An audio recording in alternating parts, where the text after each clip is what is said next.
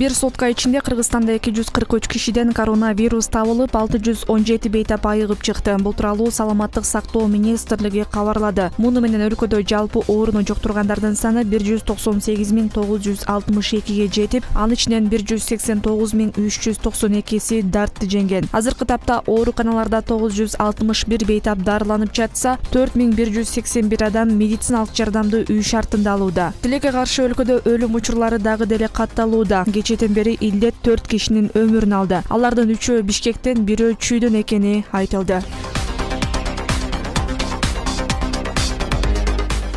Бишкек шаардык соту жарандык активист Жеңиш Молдокматовду үй камагына чыгарды. Бул тууралуу шаардык соттун маалымат катчысы билдирди. Молдокматов сот залынан чыккандан кийин журналисттерге кыскача маалымат берип, колдогондордун баарына ыраазычылык билдирген. Эскерте кетсек, Молдокматов 2020-жылдын май айында камакка алынган. Тергөөнүн версиясы боюнча ал 2020-жылдагы октябрь окуялары учурунда массалык башаламандык уюштурган деп шектелген болчу.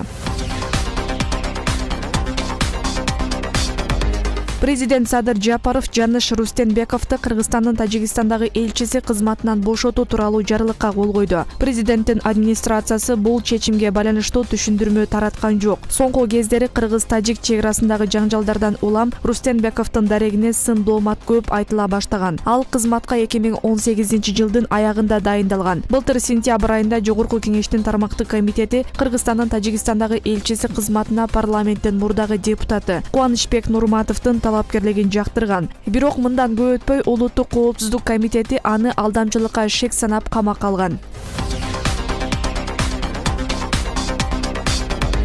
Президенттин администрациясы Садыр Жапаров катышат делген иш-чараларга чакырып, көз боемочулук кылган жана акча талап кылган учурлар көбөйгөнүн билдирди. Анда акыркы убакта ар кандай кызматтык адамдардын атын жамынган шылуундар жарандарга телефон чалып, президенттин катышуусунда делген иш-чараларга чакырып жатат. Андан ары ишенимге кирип, алдоо жолу менен акча талап кылышат. Жарандарды сак болуп, шылуундардын мындай аракеттерине алдырбоону жана мындай көрүнүштөргө туш болгондо укук коргоо органдарына кайрылууну суранабыз деп айтылат билдирүүдө.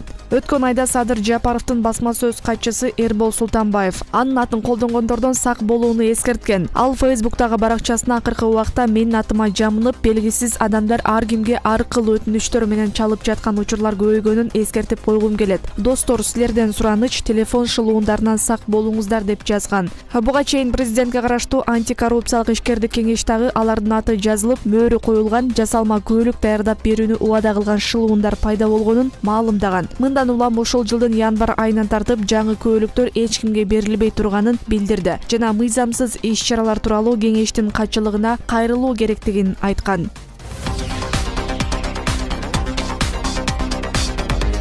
Бишкек травматология жана ортопедия илим изилдөө борборунун жетекчиси Сабырбек Жумабеков Саламаттык сактоо министри Алымкадыр Бейшеналиевди жалган жала, негизсиз сөздөрдү таратып жатат деп айыптады. Ал бүгүн аталган медициналык жайда жыйын өткөрүп, министр буга чейин оорукана жөнүндө далилсиз сөздөрдү айтып келди. Кече күнү менин дарегиме дагы сөз тийгизди. Мен жолукканга аракет кылдым, бирок макул болгон жок. Бул мамлекеттик мекеме, эч кандай менин менчигим эмес деди. Жумабеков ошондой эле бул жагдайга байланыштуу президентке кайрылды жана кызматтан кеткенге даяр экенин, бирок борборду сактап калууга аракет кылаарын билдирди. Мунун алдында Бейшеналиев маектеринин биринде Сабырбек Жумабековду бул оорукананы менчиктештирип, тааныш билиштерин, туугандарын жумушка орноштуруп алды деп айыптаган. Ошол тушта Бишкек травматология жана ортопедия илим изилдөө борборун шаардык клиникалык тез жардам ооруканасы катары кайра түзүү аракети көрүлүп жатат. Саламаттыкты сактоо министрлиги мындай өзгөртүүлөрдөн кийин бул оорукана Бишкек шаардык мэриясы, шаардык кеңеш жана Саламаттыкты сактоо министрлигинин 3 тараптуу келишиминин негизинде иш жүргүзөт. Милдеттүү медициналык камсыздандыруу фондунан каржыланат деп билдирген. Алымкадыр Бейшеналиев жүргүзүлүп жаткан ишти түшүндүрүү үчүн 1 февралда оорукананын жамааты менен жолуккан. Аталган борборду узак убакыттан бери академик Сабырбек Жумабеков жетектеп келет.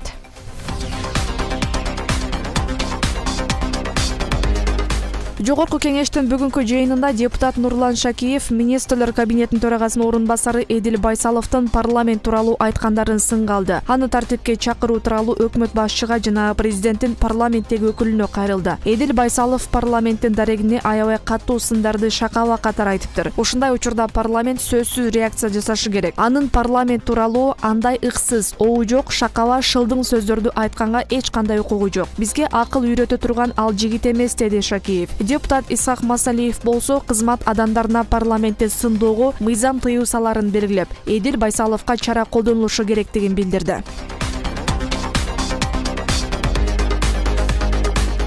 Мамлекеттик салык кызматы жарандарды товар сатып алууда же кызмат көрсөтүүлөрдү алууда кассалык чекти талап кылууга чакырды. Ар бир чекене соода жүгүртүү же кызмат көрсөтүүдө чек берилиши керектигин белгилейт. Кассалык чек сатып алуу же сатуу фактысын ырастоочу фискалдык документ болуп саналат. Бирок кардарларга слип чек же эквайринг чек сыяктуу чектин башка дагы түрлөрү берилип жатканы айтылды. Аларда кыскача маалыматтар берилет жана ал кассалык чек болуп саналбайт. Сатып алуучулар контролдук кассалык машинадан берилген жана бир катар реквизиттерди камтыган кассалык чекти талап кылышы керек. Тагыраагы анда төмөнкүлөр болушу абзел. Субъект жөнүндө, башкача айтканда сатуучу жана сатылган товарлар же кызмат көрсөтүүлөр жөнүндө маалыматтар, төлөөнүн формасы жана Кыргыз Республикасынын мыйзамдарында белгиленген башка маалыматтар. Сканерлөөдөн өткөндө аталган кассалык чек жөнүндө толук маалымат берген QR код болушу зарыл.